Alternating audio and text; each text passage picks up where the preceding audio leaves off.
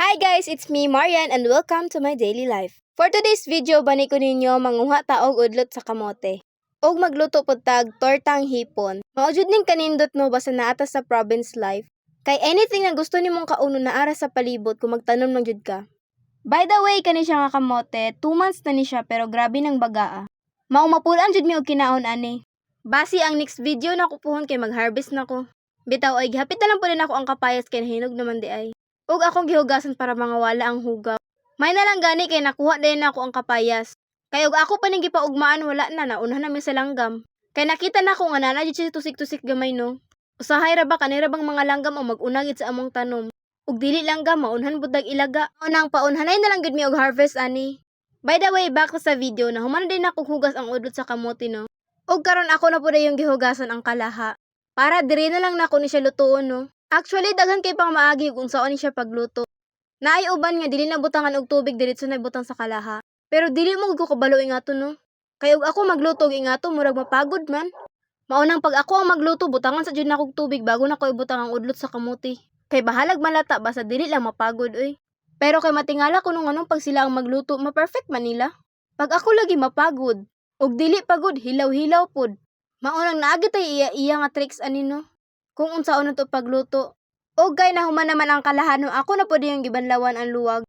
Og ang kaning taklob kay gamiton beta ni unya. Unya kay ako amaning video, ako may bida-bida so ako gyapon maghaling no. Sa nakita ninyo no sa gawas dai ko nagluto no para kahoy lang akong gamiton. Kay sayang kayo og magasulta kay pabukalon pa ba nato. Kung ako papiliyon no mas nindot jud gamiton ang kahoy. Bukod sa dili na siya kalas og gas, pwede ra nimo makontrol ang kalayo. Kay ang kanang gasol manggod namo kay kana ra manggod ang pang emergency. Kanang nakamata kag tunga sa kadlawon baka stang gutuma. Para dili na ko maghaling-haling no diri na lang ko magluto sa gasol. Sa amo ang balaing ana jud ang purpose among gasol. Ug sa inyo pang everyday cook na ninyo, amo diri kay kitalagsan na lang. By the way, bayig dito diri no. Mo ni ako ginaingon sa inyo nga butangag tubig ba bago isalang. Unya sa sobra bitaw ka aso no makahilak-hilak na pud taning aso. Maulang jud ni disadvantage sa kahoy no. Kay bisag wala ka unsa makahilak-hilak jud ka.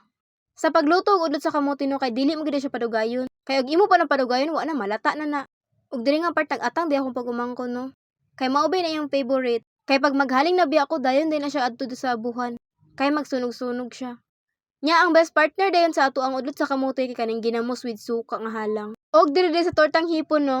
Akong ati na akong gipagayak ani. Master man ko ng mga hiwa-hiwa og lamas dira.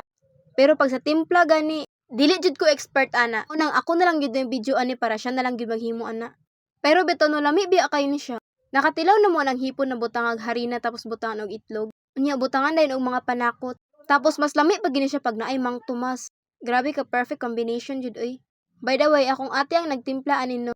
Pero ako ang nagprito pero wala na nako na videohan. Kay lagi hapit na ko malubat. Og dara ang after so og mangita mo sa udlot sa kamote no wala na ginahinay na nilagkaon ganiha.